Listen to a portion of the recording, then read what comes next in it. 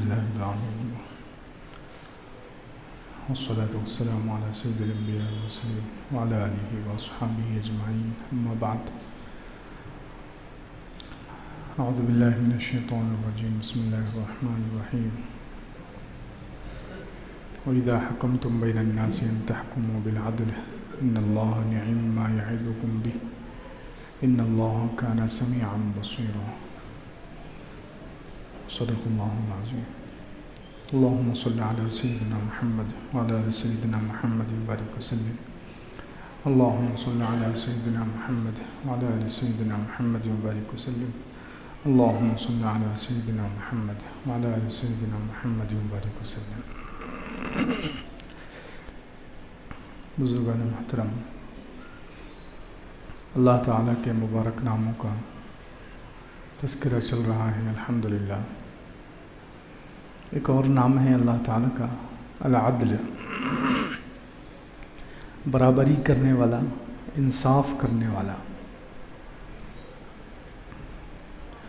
پچھلے ہفتے جو نام تھا الحکم، حکم دینے والا، فیصلہ کرنے والا، اور اگلا نام ہے العدل، اپنے حکموں میں، اپنے فیصلوں میں، ہر چیز میں برابری کرنے والا، انصاف کرنے والا، اس کو کہتے ہیں العدل۔ العدل کا معنی قرآن پاک میں یہ لفظ کئی جگہ پر اللہ رب العزت نے استعمال کیا ہے۔ برابری کرنا توحید کے لیے بھی استعمال ہوا ہے، اور شرک کے لیے بھی اللہ تعالیٰ نے یہ لفظ استعمال کیا ہے۔ دو جگہ اللہ رب العزت نے اس عدل کو، اس لفظ کو اللہ تعالیٰ نے شرک کے معنی میں بھی استعمال کیا ہے۔ جیسے سورہ انعام کی پہلی آیت ہے الحمدللہ الذی خلق السماوات والارض وجعل الظلمات والنور۔ تمام تعریفیں اس اللہ کے لیے ہیں جس نے آسمان اور زمین کو بنایا، اور وجعل الظلمات والنور، اور اندھیروں کو اور نور کو پیدا کیا۔ اللہ تعالیٰ نے آسمان اور زمین کو بنایا، ظلمتوں کو، اندھیروں کو بھی اللہ نے بنایا، اور نور کو بھی اللہ نے بنایا۔ پھر آگے فرمایا ثم الذین کفروا بربہم یعدلون، پھر کافر لوگ اپنے رب کے برابر یعدلون، عدل کرتے ہیں، یعنی دوسری مخلوق کو اللہ کے برابر کرتے ہیں، گویا شرک کرتے ہیں۔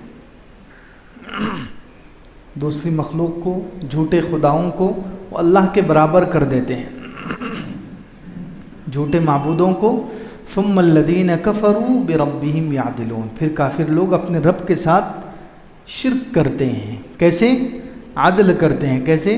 دوسری مخلوقات کو، دوسرے جھوٹے معبودوں کو اللہ کے برابر کر دیتے ہیں۔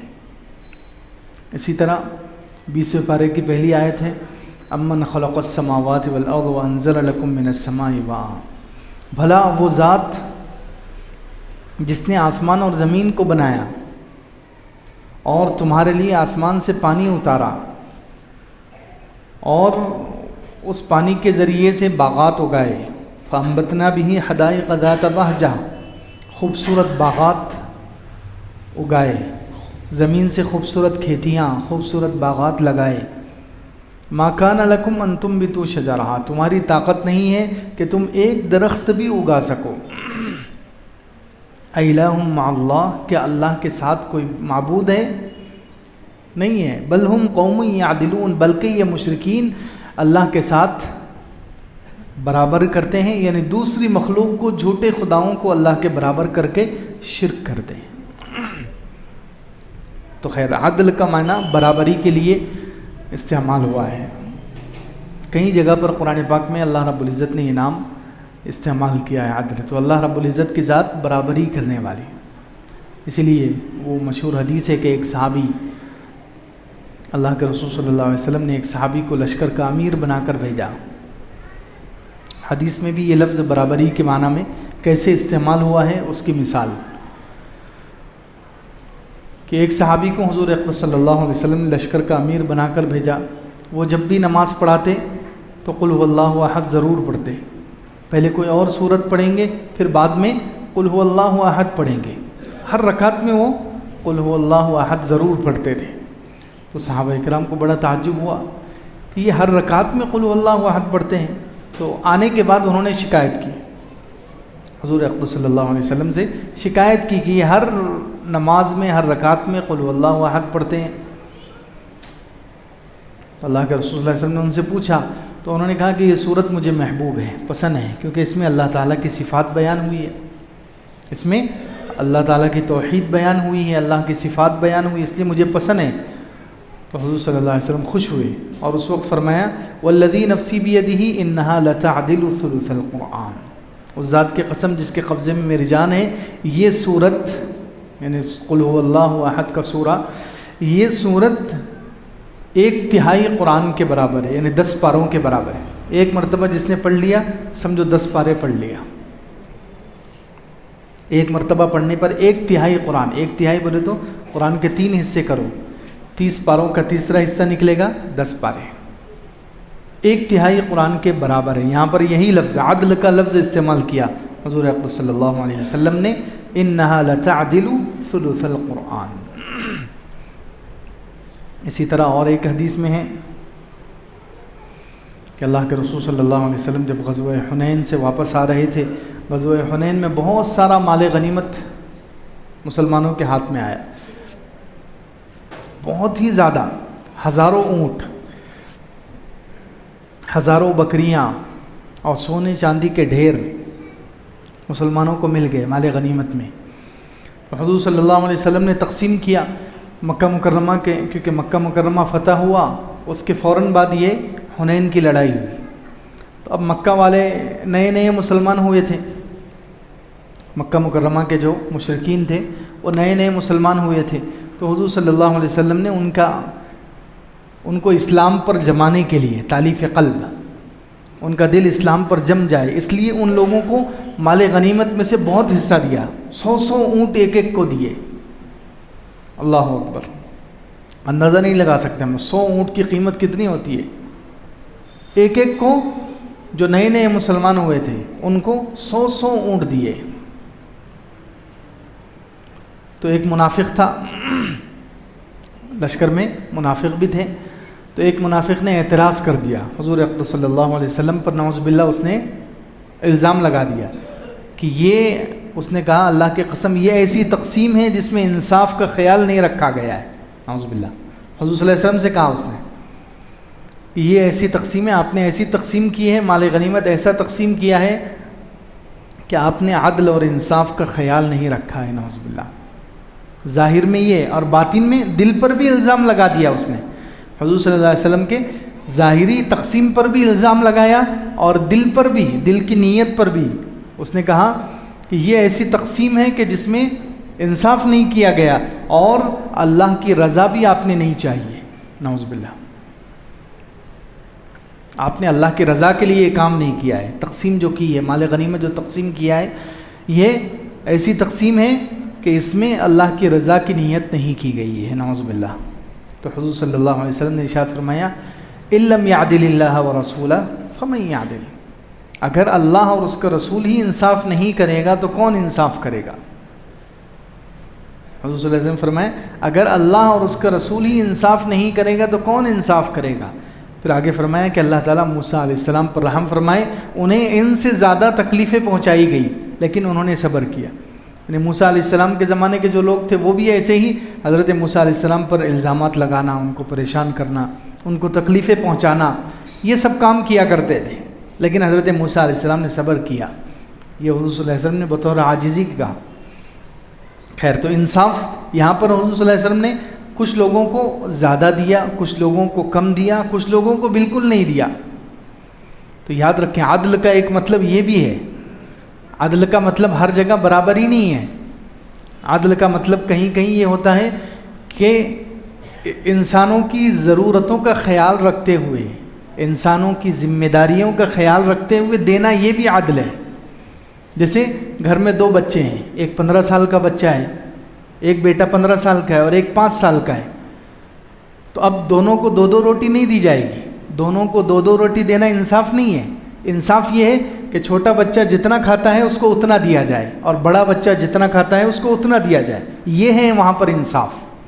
جس کی جتنی ضرورت ہے اس کی ضرورت کا خیال رکھتے ہوئے, جس کی جتنی ذمہ داری ہے اس کی ذمہ داری کا خیال رکھتے ہوئے دینا, یہ بھی عدل ہے. ہر جگہ برابری انصاف نہیں ہوتا. ہر جگہ برابری کا مطلب عدل نہیں ہے. ہر جگہ برابری کرنے کا جائیں گے تو کہیں کہیں ظلم ہو جائے گا. ہر جگہ اگر برابری کرنے جائیں گے کہیں ظلم ہو جائے گا. جیسے یہی ایک چھوٹا بچہ ہے, اس کو بھی آپ اتنا ہی کھانے کو دے رہے ہیں, بڑے بچے کو بھی اتنا ہی دے رہے ہیں, تو چھوٹے بچے کا کچھ حصہ بچ جائے گا اور بڑے بچے کا کچھ پیٹ خالی رہ جائے گا. ہوگا یا نہیں ہوگا؟ عدل کا مطلب یہ ہے کہ کہیں کہیں برابری کرنا جہاں برابری چاہیے, اور کہیں کہیں ضرورت کے مطابق دینا, یہ بھی عدل ہے. یہ بھی عدل ہے. جیسے اللہ تعالیٰ نے میراث میں جو حصہ رکھا ہے وہ مرد کا زیادہ رکھا ہے, مردوں کو ڈبل. للذکری مثل حظ الانثیین, مردوں کو دو عورتوں کے ایک مرد کو دو عورتوں کے برابر حصہ ملے گا, یعنی ڈبل ملے گا, عورت کو سنگل ملے گا. یہ کیوں؟ تو یہاں تو برابری نہیں دکھ رہی ہے, برابری نظر نہیں آ رہی ہے. لیکن یہ جو اللہ رب العزت نے اونچ نیچ کی ہے کہ مرد کو ڈبل حصہ میراث میں سے دیا گیا ہے, عورتوں کو سنگل دیا گیا ہے, یہ عین عدل کے مطابق ہے. کیوں؟ اس لیے کہ یہاں پر اللہ تعالیٰ نے ذمہ داری کا خیال کیا ہے. کاہے کا خیال کیا ہے؟ ذمہ داری کا خیال کیا ہے. مرد کی ذمہ داری زیادہ ہے, عورت کی کوئی ذمہ داری نہیں ہے. یعنی مرد کے خرچے زیادہ ہیں, مرد کو خود کے اوپر بھی خرچ کرنا ہے, بیوی ہے تو اس پر بھی خرچ کرنا ہے, بچے ہیں تو ان پر بھی خرچ کرنا ہے, ماں باپ ہے تو ان پر بھی خرچ کرنا ہے, رشتہ دار اگر محتاج ہیں ان پر بھی خرچ کرنا ہے, دینی ضروریات ہیں ان پر بھی خرچ کرنا ہے. تو مرد کی یہ ساری ذمہ داریاں ہیں. اس لیے اللہ تعالیٰ نے مردوں کو کہا کہ ان کو ڈبل حصہ دو میراث میں سے. اور عورت کی کوئی ذمہ داری نہیں ہے, یعنی عورت کے اوپر خود کا خرچ بھی نہیں ہے. تو بچوں کا تو دور کی بات, ماں باپ کا تو دور کی بات, عورت پر خود کا خرچ بھی نہیں ہے. شریعت کی طرف سے عورت پر خود کا خرچ بھی نہیں ہے. عورت کا خرچ تو ہمیشہ اللہ تعالیٰ نے کسی نہ کسی کے ذمے لگایا ہے. جب تک وہ چھوٹی ہے تو باپ کے ذمے ہے, باپ کا انتقال ہو گیا تو بھائی کے ذمے ہے, شادی ہو گئی تو شوہر کے ذمے ہے, شوہر کا انتقال ہو گیا تو بیٹوں کے ذمے ہے. تو عورت پر تو خود کا بھی خرچ نہیں ہے, اس کے اوپر کوئی ذمہ داری نہیں ہے. اس لیے اس کو میراث میں سے ایک حصہ دیا گیا, کیونکہ اس کے اوپر ذمہ داری نہیں ہے, اس کے اوپر خرچے نہیں ہیں. اور مرد کے اوپر خرچے کتنے ہیں, ذمہ داریاں کتنی ہیں. تو یہ بھی انصاف, عدل کا ایک مطلب یہ بھی ہے کہ ضرورتوں کا اور ذمہ داریوں کا خیال رکھتے ہوئے دینا, ضرورتوں کا اور ذمہ داریوں کا خیال رکھتے ہوئے دینا, یہ بھی عدل ہے. خیر, تو یہاں حضور صلی اللہ علیہ وسلم نے جو غزوہ حنین میں تقسیم کیا تھا وہ اسی لیے ضرورتوں کا خیال رکھتے ہوئے, ضرورتوں کا خیال رکھتے ہوئے تقسیم کیا. تو خیر, اللہ تعالیٰ کا انعام ہے عدل, برابری کرنے والا. اسی سے ایک اور معنی نکلتا ہے معتدل, اسی سے ایک لفظ نکلتا ہے عدل سے, معتدل, برابری, درمیانی انداز سے بنانے والا. اللہ رب العزت عدل ہے, یعنی انصاف کرنے والا, برابری کرنے والا. اپنی مخلوق میں اللہ نے برابری کی ہے. ہر مخلوق کو بنایا اور خاص طور سے انسانوں کو بنایا تو برابری کے ساتھ بنایا, اس میں برابری کا خیال. ہر عضو کو اللہ رب العزت نے ایسی برابری کے ساتھ فٹ کیا ہے, ایسی بہترین مناسب جگہ پر فٹ کیا ہے کہ وہ دوسری جگہ ہو ہی نہیں سکتی اس کی. یہ اسی لیے اللہ رب العزت نے قرآن میں یہ بھی کہا ہے 30ویں پارے میں, یا ایھا الانسان ما غرک بربک الکریم, اے انسان تجھے کس چیز نے دھوکے میں ڈال دیا اپنے رب کریم سے, تجھے کس چیز نے غفلت میں ڈال دیا اپنے اس رب سے جو بہت ہی پیارا ہے. الذی خلقک, جس نے تجھے بنایا, فسواک, برابر بنایا, فعدلک, اور اس میں عدل کیا ہے. اس میں انسان کے اعضاء کی بناوٹ میں اللہ رب العزت نے کتنا متناسب اور معتدل درمیانہ انداز سے بنایا ہے. سبحان اللہ, ایک ایک عضو انسان کا سوچیں کتنا درمیانی. ہاتھ برابر یہاں کندھوں میں فٹ ہے, اگر خدا نہ خواستہ یہ ہاتھ گھٹنوں میں فٹ ہوتے تو چلتے وقت زمین پر لڑتے کتنی پریشانی ہوتی. اگر یہ ہاتھ یہاں کی بجائے یہاں گھٹنے میں فٹ ہو جاتے تو کتنی پریشانی ہوتی. نہ چل سکتا انسان, نہ دوڑ سکتا, بیچ میں آتے یہ ہاتھ. یہ ہے فعدلک، بنایا، برابر بنایا اور معتدل بنایا، بہت زیادہ لمبے نہیں ہیں، بہت زیادہ ہاتھ لمبے نہیں ہیں، جتنے جس کے جسم کے مناسب ہوتے ہیں، جس کی جتنی ہائٹ ہوتی ہے اس کے حساب سے اللہ رب العزت اس کو ہاتھ دیتے ہیں۔ انگلیاں برابر ہے، 5 انگلیاں، ایک میں 10 ایک میں 5 نہیں ہے، ان کی مقدار برابر ہے، ان کی تعداد برابر ہے، ان کی لمبائی چوڑائی برابر ہے۔ کیسے بہترین انداز سے اللہ رب العزت نے بنایا۔ آنکھیں اپنی جگہ پر ہیں، آنکھیں اگر گھٹنوں پر ہوتی تو کتنا برا حال ہوتا، سر کے پیچھے ہوتی تو کتنا برا حال ہوتا۔ کیسے فعدلک، سننے کی طاقت رکھی ہے اللہ رب العزت نے، بالکل معتدل، نہ انسان بہت زیادہ دور کی سن سکتا ہے، نہ بہت زیادہ دور کی آواز سن سکتا ہے، اور نہ اتنا کمزور ہے سننے میں کہ وہ اپنی ضرورت کی بات نہ سن سکے۔ ضرورت کی بات برابر سنے گا، نزدیک کی بات برابر سنائی دے گی۔ اگر ہر آواز ہی اگر سنائی دینے لگے انسان کو تو ہمارا جینا مشکل ہو جائے گا۔ پوری دنیا کی آوازیں ایک ساتھ ہماری کان میں آئے تو انسان پریشان ہوگا کہ نہیں ہوگا؟ دو چار بچے گھر میں اگر چلاتے ہیں تو انسان کا کتنا غصہ ہائی ہو جاتا ہے۔ 2-4 بچے اگر ایک ساتھ چلانا شروع کر دیں تو آدمی پریشان ہو جائے گا، اس کا سر دکھنا شروع ہو جائے گا۔ تو اگر ساری ہی آوازیں، پوری دنیا کی آوازیں ایک ساتھ سننے کی طاقت اللہ تعالیٰ دے سکتے تھے، اللہ تعالیٰ دے سکتے تھے کہ ایک ہی وقت میں پوری دنیا میں جو آوازیں ہیں سب سن لے، تو انسان پریشان ہو جاتا۔ تو اتنی طاقت بھی نہیں دی، اتنی زیادہ بھی نہیں اور اتنی کم بھی نہیں کہ انسان اپنی ضرورت کی بات ہی نہ سن سکے۔ اسی طرح آنکھ میں اللہ نے معتدل، درمیانہ، سبحان اللہ، عدل، برابری کے ساتھ بنایا ہے۔ تو آنکھ اتنا بھی نہیں دیکھتی کہ پوری دنیا ہی اس کو پیالے میں نظر آ جائے، اور اتنی کمزور بھی نہیں ہے کہ اپنی ضرورت کی چیز نہ دیکھ سکے۔ معتدل، فسواک فعدلک، بنایا، بہترین بنایا اور درمیانہ بنایا، متوسط، جس سے انسان کی ساری ضرورتیں آسانی سے پوری ہو سکے۔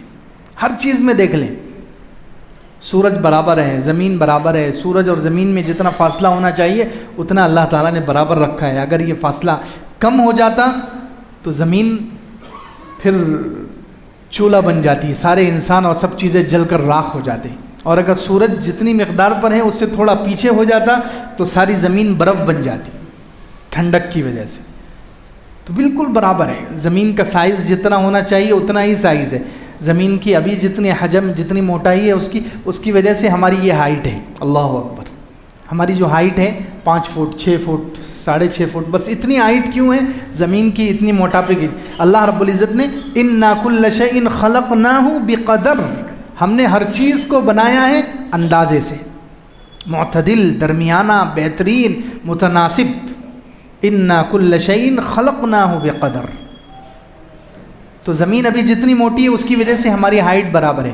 اگر زمین اس سے زیادہ پتلی ہوتی تو ہماری ہائٹ بہت لمبی ہو جاتی۔ اگر زمین جتنی ابھی موٹی ہے اس سے زیادہ موٹی ہوتی تو ہم بالکل بہت زیادہ چھوٹے بونے ہو جاتے، ہماری ہائٹ چھوٹی ہو جاتی۔ تو ہر چیز میں اللہ رب العزت نے اعتدال رکھا ہے۔ موسم، دن، سب اللہ رب العزت نے برابر رکھے ہیں۔ موسم 4 مہینے کے لیے آتے ہیں اور چلے جاتے ہیں، اس سے زیادہ نہیں ہے۔ اسی طرح دن 12 گھنٹے کا برابر ہے۔ اگر اندازہ لگائیں، اگر یہ دن 50 گھنٹے کا ہوتا، 50 گھنٹے کا دن، 50 گھنٹے کی رات، تو انسان پریشان ہو جاتا۔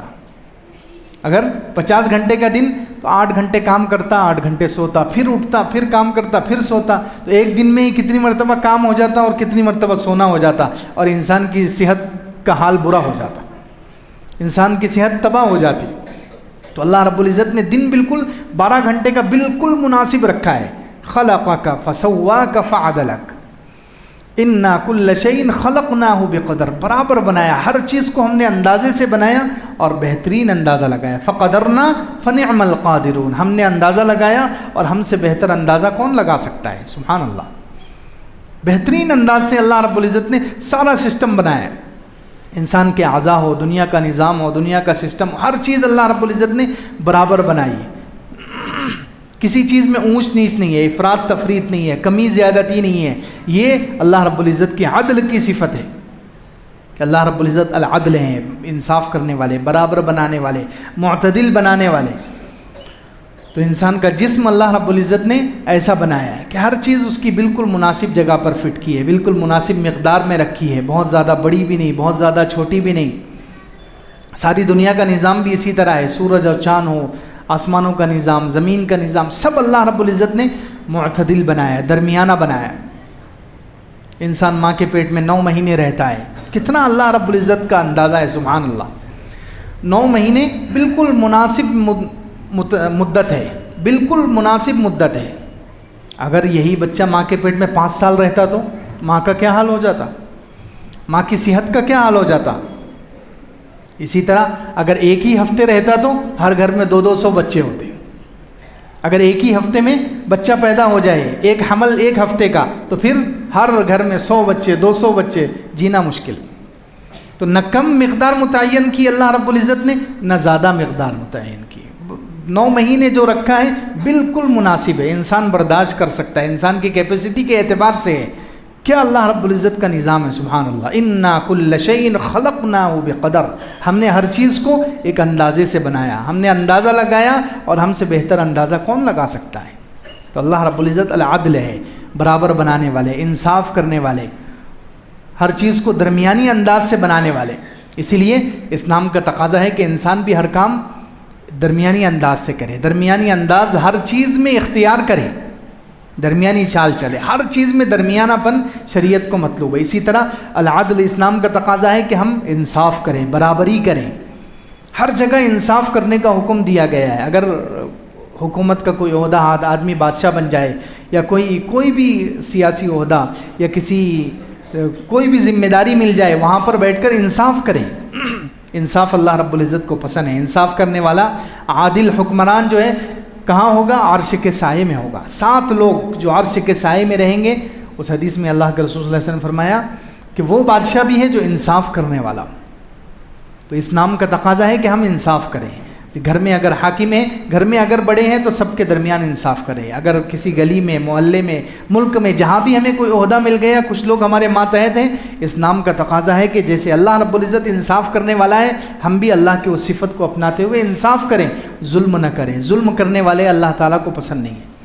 تو انصاف کریں، کسی عہدے پر بیٹھ جائیں وہاں انصاف کریں۔ گھر میں میاں بیوی آپس میں ایک دوسرے کے ساتھ انصاف کرے، بچوں کے درمیان انصاف کرے۔ حدیث میں فرمایا گیا، اللہ کے رسول صلی اللہ علیہ وسلم فرمایا کہ بچوں کے درمیان انصاف کرو۔ بچوں کے درمیان کمی زیادتی کرنا جائز نہیں ہے۔ کسی بچے کو زیادہ دے رہے محبت کی وجہ سے، کسی کو کم دے رہے نہیں۔ حضرت بشیر رضی اللہ عنہ صحابی تھے، انہوں نے اپنے ایک بچے کو، 2 بیویاں تھیں ان کی،